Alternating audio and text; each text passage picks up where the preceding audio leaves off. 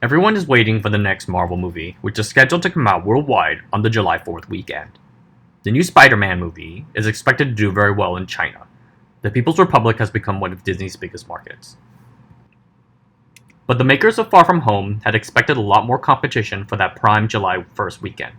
Disney had moved up the movie a week earlier than the rest of the world, partly because it anticipated the release of a homegrown patriotic war movie called The 800. The movie had been expected to do very well, and this is a quote from Variety. Directed by Guan Hu and produced by Huayi Brothers, The 800 tells the true story of a ragtag band of soldiers who attempted heroically to hold off Imperial Japanese troops in 1937. Made on a budget of $80 million, the action film has been touted as a symbol of China's growing filmmaking powers and boasts a storyline that would seem in sync with the Chinese government's emphasis on patriotism, ahead of the 70th anniversary of the founding of the People's Republic in October. As you can probably guess from the title of this screenshot, you know what happens. In this blog post, or this video, or in this whatever, we're going to talk about the cancellation of the 800.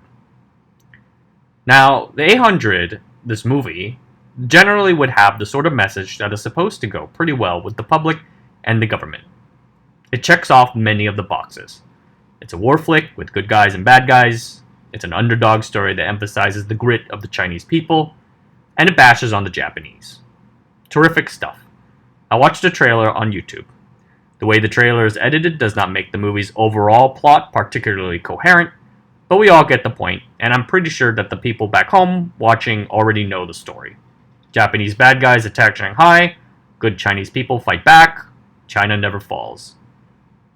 But the problem with the 800 is this.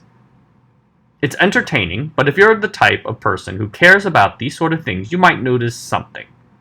The soldiers in the movie are not flying the Chinese Communist Party flag or the flag of the People's Republic of China. Rather, they're flying the flag belonging to Nationalist Republican China, the regime that ruled the mainland before its eventual loss to the communists and retreat to Taiwan in 1949. The flag officially remains Taiwan's national flag, and that statement skips over a lot of nuance, controversy, debate, whatnot. But I'm skipping that over for now. The party has always had a funny relationship with World War II. It likes to stir up nationalist feelings by playing on anti-Japanese sentiments. Yet at the same time, there is the rather awkward point that the ruling regime did not have the central, leading role in the actual victory over the Japanese. While the Communist Party and the ruling Kuomintang Party joined in a nominal alliance for the purpose of battling against the Japanese, the Kuomintang's army took up the bulk of the fighting. And throughout the war, the Communist Red Army served under the command of Chiang Kai-shek and the National Revolutionary Army. This is a historical truth, so it must have been unexpected to find that the movie got hit hard by a number of research groups associated with the Communist Party.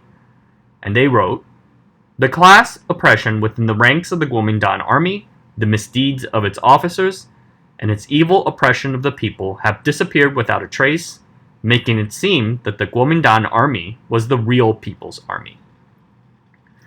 A research group's words like this matters. The Communist Party often uses side channels to make public comments on certain items, and ever since the Deng Xiaoping era, it has practiced a form of democracy through consulting with such organizations. So when a seemingly unaffiliated but influential group says something like this, it is worth paying attention. And, in the end it did matter. The film got its China window entirely pulled, which basically means the whole thing is a financial write-off because no one in the USA is going to watch yet another World War II war piece. In fact, I don't even feel like American audiences even care much about the forthcoming Midway movie. Something that actually jumped to my mind as I was writing this is that, how is this going to affect cross-strait relations? The Kuomintang Party is still around, guys.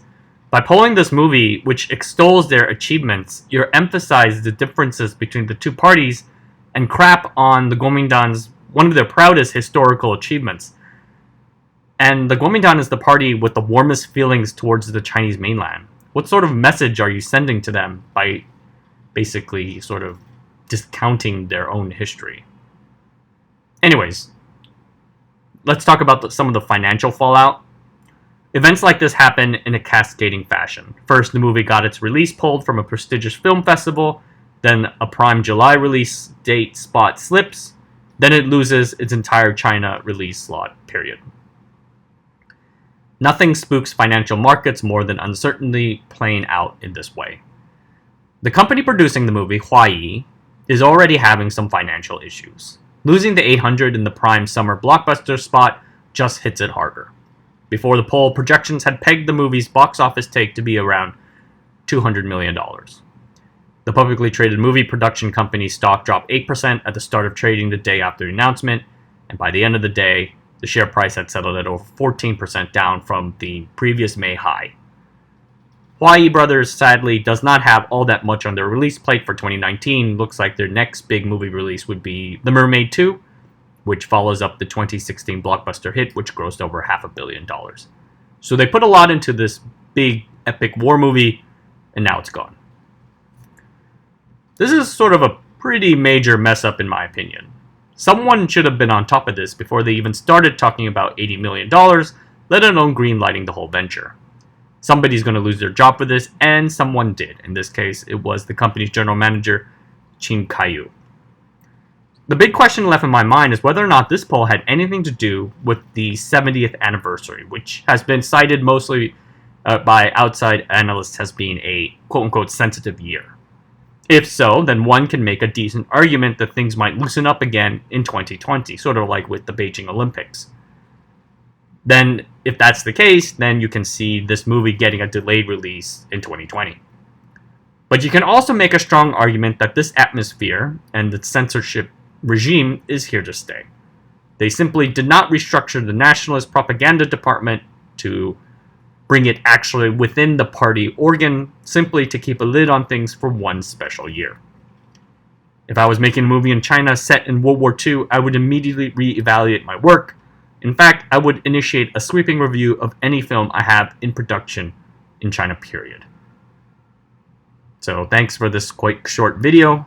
Just wanted to chat a little bit about something that's been on my mind lately. And that's all. Have a good one.